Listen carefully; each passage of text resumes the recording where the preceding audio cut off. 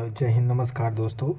तो आज के इस वीडियो से हम स्टार्ट कर रहे हैं। जो कुमार गौरव सर मतलब अपना ब्रह्मास्त्र बैच है स्टार्ट किए हैं। तो कुछ लोग मतलब उनका ब्रह्मास्त्र बैच नहीं ले पाए हैं, तो उनके लिए हम स्टार्ट कर रहे हैं। डेली एक वीडियो आएगा, मतलब पूरा क्लास हम करवाएंगे। जितना सर वहाँ पे पढ़ाएंगे उतना हम करवाएंगे पूरा क्लास, ठीक है। और उसके बाद में 2 घंटे का क्लास वहाँ पे होता है। हम कम से कम मतलब 20 से 30 मिनट के अंदर ही पूरा क्लास हम करवा देंगे।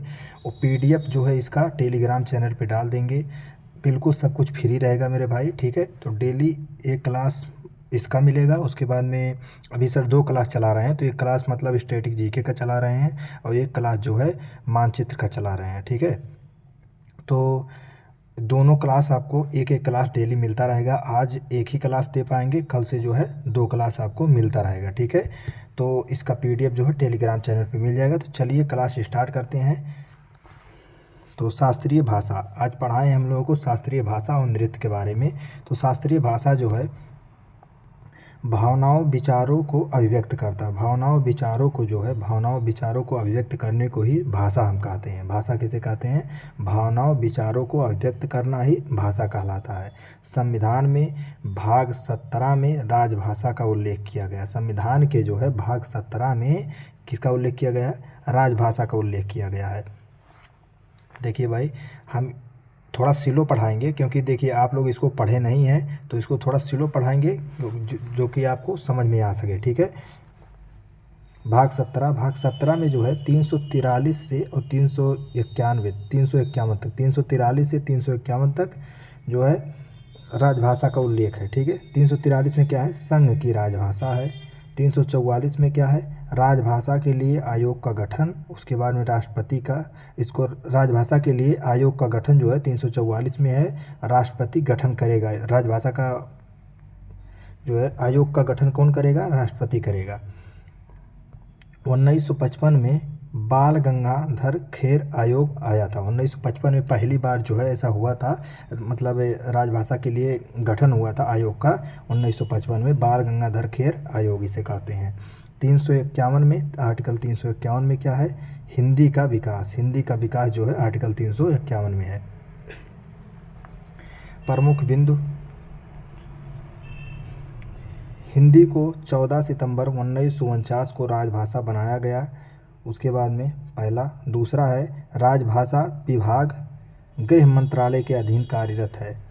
तीसरा, राजभाषा एक्ट 1963 के द्वारा संसदीय राजभाषा समिति 1976 का गठन किया गया।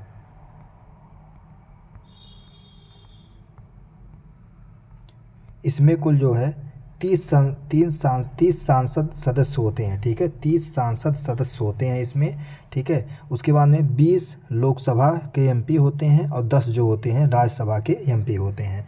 और उसके बाद में चौथा पॉइंट है, वर्तमान में संसदीय राजभाषा समिति का अध्यक्ष अमित शाह हैं।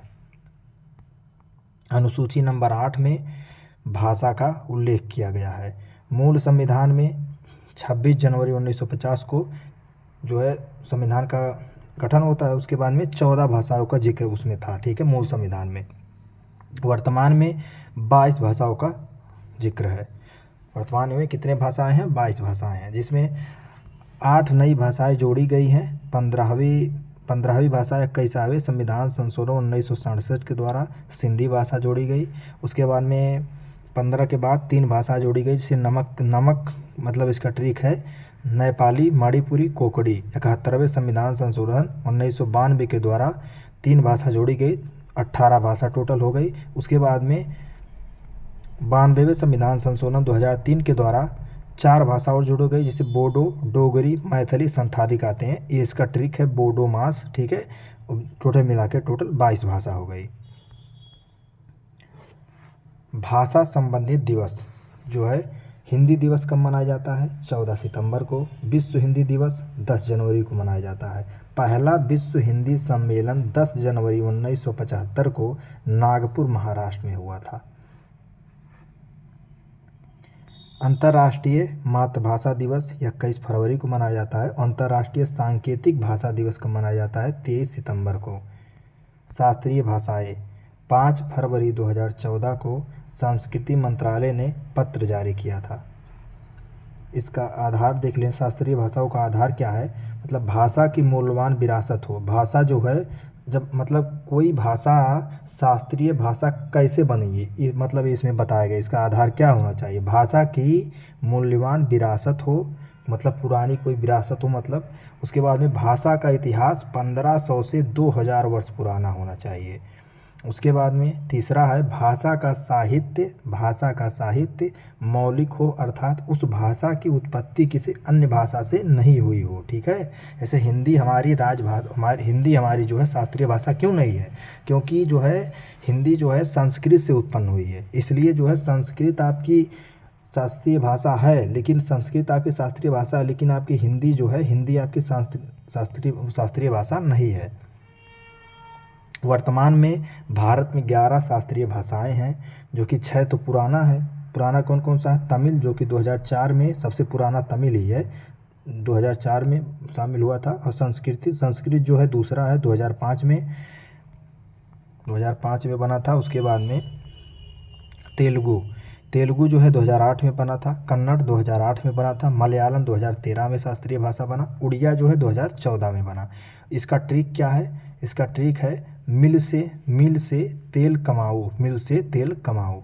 ठीक, उसके बाद में 5 नए भाषाएं जो है, 5 नए शास्त्रीय भाषा जो है 2024 में बनी है। कौन कौन सी, प्राकृत, पाली, मराठी, असमिया, बंगाली, टोटल मिला के 11 शास्त्रीय भाषा हो गई हैं।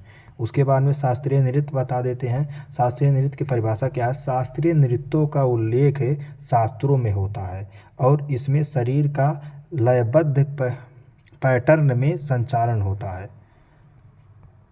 स्त्रोत देख लेते हैं, इसका मतलब शास्त्रीय नृत्य का जो है स्त्रोत नाट्यशास्त्र होता है। जिस नाट्यशास्त्र जो है भरत मुनि की है, इसे पंचम वेद भी कहते हैं। और दूसरा है संगीत रत्नाकर, इसके कौन मतलब है, सारंग देव संबंधित है इससे। और अभिनय दर्पण के लेखक कौन है, नंदकेश्वर जो है अभिनय दर्पण के लेखक हैं। इससे जो है ये मतलब शास्त्रीय नृत्य का क्या है, स्त्रोत है, यहीं से मतलब शास्त्रीय नृत्य का पता चलता है हमको। आधुनिक भारतीय नृत्य के जनक कौन है, आधुनिक भारतीय नृत्य के जनक हैं उदय शंकर। पद्म विभूषण इनको 1971 में मिला था। इस सीजीएल में पूछा गया है, सर ने बताया था, हम लिखे नहीं हैं इसको। संगीत नाटक अकादमी के अनुसार भारत में 8 शास्त्रीय नृत्य हैं वर्तमान में।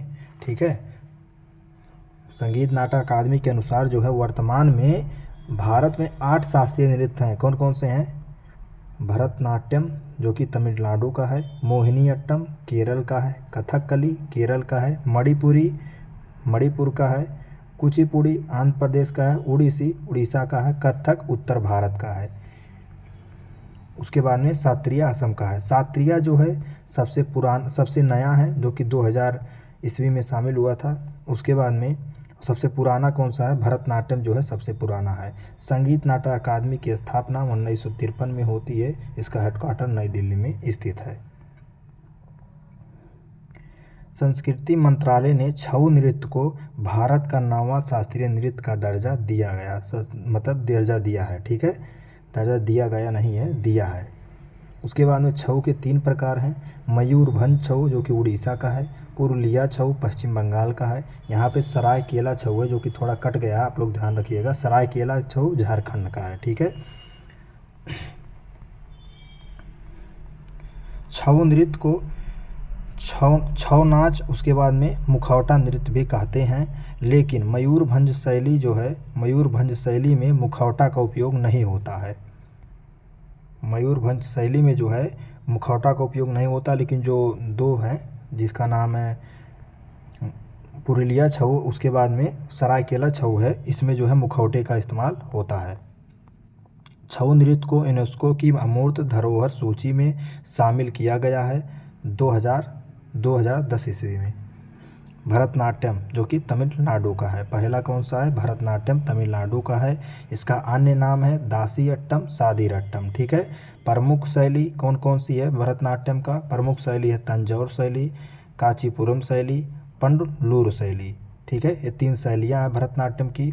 जिसमें भरतनाट्यम में भा का मतलब क्या होता है भाव, रा का मतलब राग, ता का मतलब ताल। भरतनाट्यम की शुरुआत जो है अला रिप्पू से होती है, उसकी अंत जो है तिल्लाना पे होती है। ठीक है, भरतनाट्यम के अभिन्न अंग हैं ये जो है, दोनों भरतनाट्यम के अभिन्न अंग हैं। नृत्य सिखाने वाले गुरु को, भरतनाट्यम में नृत्य सिखाने वाले गुरु को नट्टू नार कहते हैं, नट्टुवर नार कहते हैं। ठीक है, इस नृत्य में 3 उंगलियों से ओम की आकृति जो है, ओम की आकृति इसकी प्रमुख मुद्रा है। इस नृत्य में 3 उंगलियों से ओम की आकृति बनाई जाती है, यही इसकी प्रमुख मुद्रा है। तो आज का क्लास ख़त्म हुआ, मतलब इतना ही सर मतलब लिखवाए थे 1 घंटे 40 मिनट में। हम टोटल 10 मिनट में आपको पूरा पढ़ा दिए हैं, एक भी क्वेश्चन नहीं छोड़े हैं, एक भी गलती इसमें नहीं आपको मिलेगा। ठीक है, इसी प्रकार से हम डेली 2-2 वीडियो डालते रहेंगे, जो कि एक मैप का वीडियो रहेगा, मानचित्र का, और एक आपका स्टैटिक जीके का रहेगा। उसके बाद धीरे धीरे जिस प्रकार से आपको हिस्ट्री, पॉलिटी, जियोग्राफी ये सब पढ़ाएंगे, उसी प्रकार से आपको हम पढ़ाते रहेंगे। ठीक है, इसका PDF आपको टेलीग्राम पे मिल जाएगा। उसके बाद डेली इस प्रकार से आपको मिलता रहेगा। ठीक है, और कुछ भी आपको पूछना हो या बताना हो तो एक बार बताइएगा, यहाँ पे कमेंट करिएगा नीचे, या तो टेलीग्राम पे मैसेज करिएगा। मिलते हैं अगले वीडियो में। जो लोग चैनल को सब्सक्राइब ना किए होंगे कर दीजिएगा। नमस्कार, जय हिंद मेरे दोस्त।